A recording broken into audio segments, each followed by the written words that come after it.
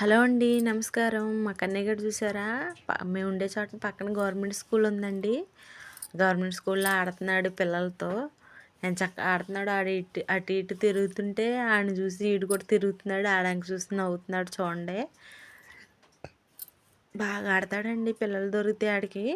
సహజంగా ఇటు ఉన్నది ఆడొక్కడేనండి చిన్నపిల్లోడు. దానివల్ల ఆడు ఆడడానికి కొంచెం చాలా కష్టం. చూస్తే ఇంట్లో టీవీయే చూస్తాడు. అలా దొరికినప్పుడు మటుకి బాగా ఆడుకుంటాడండి చక్కగా సమయాన్ని.